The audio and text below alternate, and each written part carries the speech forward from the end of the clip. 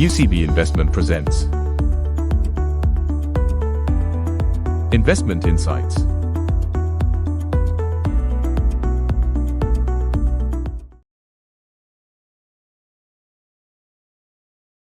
Welcome everyone to this episode of Investment Insight.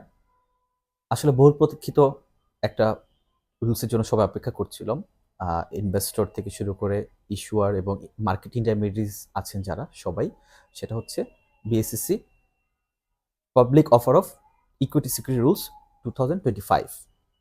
তো basically এই রুলসটার মধ্যে অনেক ধরনের চেঞ্জ আসছে। আমরা আজকে মেজর কিছু চেঞ্জ নিয়ে কথা বলবো, যার মধ্যে হচ্ছে এম্পাওয়ারমেন্ট অফ এক্সচেঞ্জেস, নতুন ডিস্ট্রিবিউশন মেকানিজম এবং এর সাথে ইজ অফ প্রসিড এবং ভ্যালুয়েশন। তো আজকে আমার সাথে ডিসকাশনে আছেন এইচ এ মামুন এবং আমি খালেদ হাসান। আপনাদের সবাইকে আবার স্বাগতম জানাচ্ছি আজকের আলোচনায়। তো মামুন ভাই, নতুন রুলস আসলো, আপনার মতামত কি ব্যাপারে? থ্যাংক ইউ খালেদ ভাই। আপনি অলরেডি বেশ কয়েকটি বিষয়ের কথা বলেছেন, বাট যদি আমি একটি কথাই বলতে চাই যে রুলসটি কেমন হলো বা মেজর শিফটটা কি, তো এক্ষেত্রে আমি ফার্স্টে যেটা আপনি বলেছেন যে আমি বলবো যে এক্সচেঞ্জকে এম্পাওয়ারমেন্ট করার যেই কাজটা হয়েছে এবার রুলসে, তো সেটি ছিল বেস্ট চয়েস। কারণ ইন্টারন্যাশনালি দেখা যায় যে ইকুইটি সিকিউরিটিসগুলিকে লিস্টিং সাধারণত এক্সচেঞ্জগুলি দিয়ে থাকে। তো এক্ষেত্রে যে রেগুলেটরি অথরিটি যারা থাকে তারা সেটাকে ভ্যালিডেট করে থাকে। তো এবার আমরা এটিকে খুব পজিটিভলি দেখছি যে এক্সচেঞ্জ আমাদের ফার্স্ট রেগুলেটর আর ফ্যাসিলিটেটর হিসেবে কাজ করবে এবং তাদের এনওসির উপর ভিত্তি করেই ফাইনাল কনসেন্ট বিএসইসি ইস্যু করবে এবং কাজটি সহজীকরণ করা হয়েছে এবং এটিকে আমরা অ্যাপ্রিসিয়েট করি। ঠিকই বলেছেন মামুন ভাই। আসলে কিন্তু এই রুলসে একটা মেজর শিফট হচ্ছে। আগের কোনো রুলসে কিন্তু আমরা দেখিনি যে ইস্যুয়ার কোম্পানির যে ফ্যাক্টরি বা তার যে বিজনেস অফিস সেটা রেগুলেটর বা এক্সচেঞ্জ ভিজিট করবে। তো এই আইনে কিন্তু আমরা দেখছি যে এক্সচেঞ্জ তার টিম দিয়ে কিন্তু পারবে এই ফ্যাক্টরি বা বিজনেস অফিসকে দেখতে, ভিজিট করতে, এবং চাইলে এক্সপার্ট প্যানেল দিয়ে কিন্তু তারা এই ফাইন্যান্সিয়াল স্টেটমেন্ট যে সেটাও ভেরিফিকেশন করতে পারবে এবং এই পুরো প্রসেসটা কিন্তু তাদেরকে 30 দিনের মধ্যে করতে হবে। সো এখানেও কিন্তু একটা বড় টাইম যে ল্যাগ, আমরা সবসময় বলি যে আইপিও প্রসেসটা অনেক লেন্দি হয়ে যায় বা সময় সাপেক্ষ ব্যাপার, এখানে কিন্তু সেই জিনিসটাও প্রপারলি অ্যাড্রেস করা হয়েছে। এছাড়া যদি ভ্যালুয়েশনের কথা বলি, আমরা ভ্যালুয়েশনে কিন্তু একটা বড় চেঞ্জ হচ্ছে। আমরা এখন ইন্টারন্যাশনালি অ্যাকসেপ্টেড যে ভ্যালুয়েশন মেথড সেটা কিন্তু এই আইপিও রুলসের মধ্যে চলে আসছে, যেখানে মিনিমাম 2টা অ্যাবসলিউট ভ্যালুয়েশন এবং মিনিমাম 2টো আমাদেরকে রিলেটিভ ভ্যালুয়েশন দিয়ে কিন্তু আমাদের প্রসপেক্টাসটাকে প্রিপেয়ার করতে হবে এবং সেই ভ্যালুয়েশন দ্বারাই কিন্তু যে ইনস্টিটিউশনাল ইনভেস্টররা আছেন তারাও কিন্তু এই কাট অফ প্রাইস বলেন বা আমরা ইন্ডিকেটিভ প্রাইস বলেন সবকিছু কিন্তু জাস্টিফাইড হবে। মামুন ভাই, ভ্যালুয়েশন নিয়ে যদি। আসলে খালেদ ভাই আপনি ঠিকই বলেছেন। ভ্যালুয়েশন যেটি আমাদের ডিজায়ার ছিল যে আমরা যখন ইস্যুয়ারদের কাছে যাই, যে ভালো যে ইস্যুয়ার কোম্পানিজগুলি আছে তাদের একটি কমপ্লেনই বলতে পারেন যেটি ছিল এর আগে, যে ওনারা বলতেন আমরা তো ভালো ভ্যালুয়েশন পাচ্ছি না। তো সেক্ষেত্রে আগের যে রুল ছিল সেখানে ফেয়ার ভ্যালু মেথডে একটি নির্দিষ্ট নাম্বারে আসলে প্রাইসটা অ্যাডজাস্ট হয়ে যেত। তো সেক্ষেত্রে তাদের অ্যাকচুয়াল ভ্যালুটা পাওয়া একটু কঠিন ছিল। কিন্তু বর্তমান যে ইন্টারন্যাশনাল অ্যাকসেপ্টেড যে ভ্যালুয়েশন মডেলগুলো আপনি অলরেডি বলেছেন, তো আশা করা যায় এক্ষেত্রে তাদের সেই কমপ্লেনটি আর থাকবে না। তবে এখানে এর সাথে একটি কথা বলতেই হয়, যেটি হচ্ছে যে 40টি ইআইস দিয়ে আমাদের যে ইন্ডিকেটিভ প্রাইসটা সেটাকে ভেরিফাই আর ভ্যালিডেট করতে হবে, সেটা আমার কাছে একটু চ্যালেঞ্জিং মনে হচ্ছে। তো যেহেতু এই রুলের ভেতরে কোথাও তাদের বিডিংয়ে অ্যাটেন্ড করার বাধ্যবাধকতা নাই, তো সেক্ষেত্রে আমাদের ইস্যু ম্যানেজারদের জন্য একটি চ্যালেঞ্জের বিষয় হবে, যেটি হচ্ছে 40টা ইআইকে তাদের মাধ্যমে আমাদের ভ্যালুয়েশনটা কালেক্ট করে তারপরে ইন্ডিকেটিভ প্রাইসকে সাপোর্ট দেওয়া। তো এর সাথে সাথে আরেকটি বিষয় আমি আসলে উল্লেখ করে দিতে চাই, ভ্যালুয়েশনের সাথে বিডিং রিলেটেড। তো আমি একটু বিডিং এর ব্যাপারে কথা বলতে চাচ্ছি, যেটি হচ্ছে আগের যে বিডিং সিস্টেম ছিল, ইএসএসএ যে বিডিং হতো, যেটা সবাই তাদের টাইম স্ট্যাম্পিং একটা মেথডের মাধ্যমে তাদের শেয়ার অ্যালোকেট হয়ে যেত। এজন্য একটি তাড়াহুড়ার বিষয় আপনি হয়তো লক্ষ্য করে থাকবেন যে উইদিন 5 or 6 সেকেন্ডে প্রাইস এডজাস্ট হয়ে যেত, সবাই আসলে কে কার আগে করতে পারে এই ধরনের একটা বিষয় ছিল। তবে এবার অ্যাপ্রিসিয়েটেড যেটি একটি শিফট এসেছে, যেটি হচ্ছে যারা কাট অফ প্রাইসের উপরে বিডিং করছে তারা সবাই কাট অফ প্রাইসে পাবে। প্রোভাইডেড দ্যাট এখানে একটি বিষয় আছে, যদি কাট অফ প্রাইসে একাধিক বিডার বিড করে থাকে সেক্ষেত্রে তাদের প্রোরাটা অ্যালটমেন্ট হবে। তো এর বাইরে আরেকটি মানে খুবই উল্লেখযোগ্য একটা বিষয় যেটি আসলে হয়তো অনেকে খেয়ালও করেনি। তো আমরা অনেকদিন কথা বলছিলাম যে মার্কেটে চার্ম ক্রিয়েট না করলে, যদি জেনারেল ইনভেস্টরদেরকে আসলে চার্ম দিতে না পারি, সেক্ষেত্রে আসলে আইপিও মার্কেটটা একটি বিয়ারিশ মার্কেটে পরিণত হয়েছিল। তো এক্ষেত্রে এই রুলে লটারি ইন্ট্রোডিউস করা হয়েছে ফর জেনারেল ইনভেস্টর্স। তো সেক্ষেত্রে আমরা মনে করি এই যে introduction of lotteries for general investor, এটি মার্কেটে চার্ম ক্রিয়েট করবে এবং আমাদের যেই প্রাইমারি মার্কেট আছে সেটা আবার ভাইব্রেন্ট হবে বলে আমি মনে করছি। জি। আর এছাড়াও যদি বিডিং এ যদি আরো কিছু স্লাইড চেঞ্জেস যেগুলো আসলে বেশ নোটিসেবল আমরা যদি দেখি, পূর্বে কিন্তু একটি ইআই তাদের যে কোটা ছিল তার 2% পর্যন্ত হাইস্ট বিট করতে পারত। এখন কিন্তু সেটা 50% লেস করে দেওয়া হয়েছে। তার মানে তারা এখন তাদের যে ডেডিকেটেড কোটা তার 1% পর্যন্ত বিট করতে পারবে। এবং একই সাথে আগে যে মেথড ছিল সেই মেথডে বলা ছিল যদি কোনো ইআই একবার বিট করে তারা সেই বিটটা একবার রিভাইজ করতে পারবে 10% ভ্যারিয়েশনে, that means 10% up or down.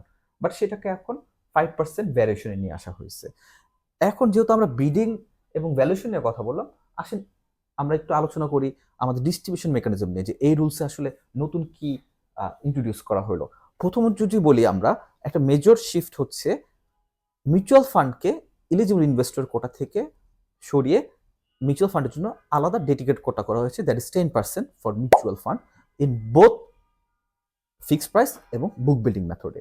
এবং একই সাথে এখানে কিন্তু আরো নতুন কিছু ক্যাটাগরি ইন্ট্রোডিউস করা হয়েছে আদার যে ক্যাটাগরি আছে সেখানে, সেটা হচ্ছে এমপ্লয়ি বা permanent employee, high net worth individuals, NRB যেটা আগেও ছিল, এবং আদার যে জেনারেল ইনভেস্টর তাদেরকে।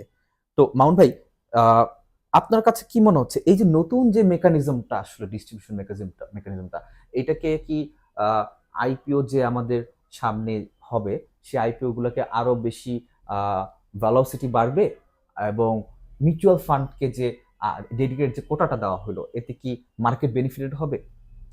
আসলে খালেদ ভাই, আমি মনে করছি এটি পজিটিভই হবে। কারণ এর আগেও আমরা বিভিন্ন সময় আলোচনা করেছি যে আমাদের ইনস্টিটিউশন যেগুলি আছে, ইনস্টিটিউশনগুলিকে অ্যাক্টিভ করার জন্য, তাদের ক্যাপাসিটি বিল্ড আপ করার জন্য বিভিন্ন ফোরামে আলোচনা হয়েছে।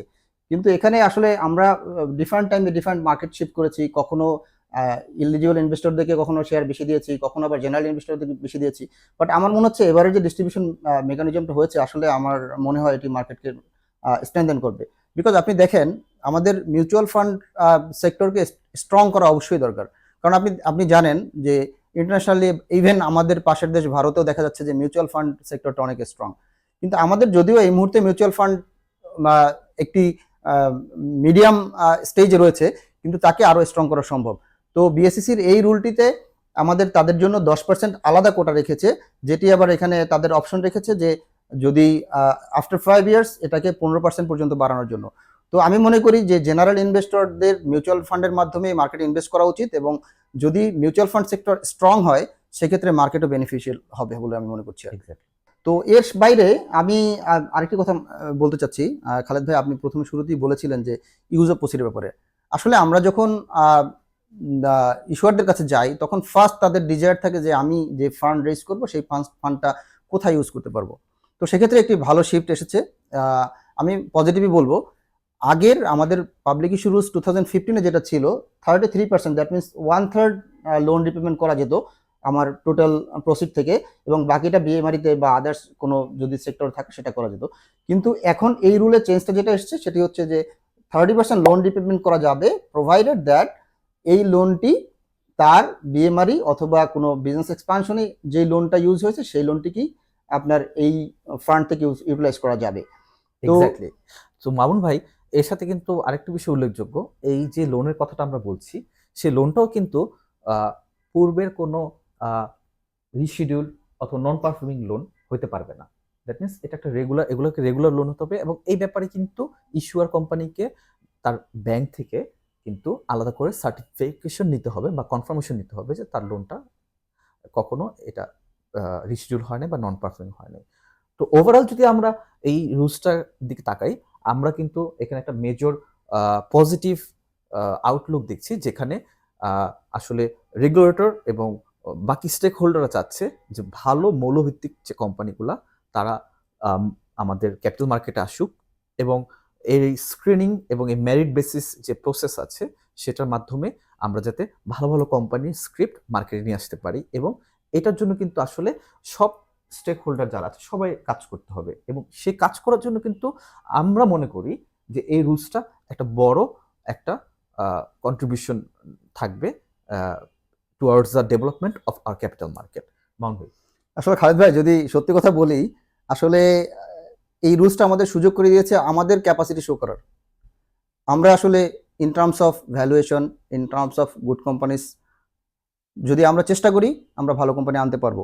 তো এখানে আপনি যেমনটি বলছিলেন যে একটি গুড শিফট, যে সবাই চাচ্ছে ভালো কোম্পানি আনতে। তো আমাদের চ্যালেঞ্জ হচ্ছে ভালো কোম্পানি আনার জন্য ভালো করে কাজ করা এবং আমরা আশা করছি এই রুলসের মাধ্যমে যে আমাদের মার্কেটে যে কথা যেটা চলছিল যে আইপিও করা, অনেকদিন যাবত আইপিও আসে না, ভালো কোম্পানিজ আসে না, তো আমরা আশা করছি এই রুলসটা ইমপ্লিমেন্ট করার মাধ্যমে এবং আমাদের কাজের ডেভেলপমেন্টের মাধ্যমে আমরা ভালো কিছু কোম্পানিজ মার্কেটে নিয়ে আসতে পারবো এবং যে দীর্ঘমেয়াদী ক্যাপিটাল মার্কেটের উন্নয়নের জন্য কাজ করবে বলে আমি মনে করছি। thank you all. This is all for today's episode of Investment Insight. Please stay tuned for further episode and we'll be seeing you soon. Thank you, Mount Bhai. Thank you.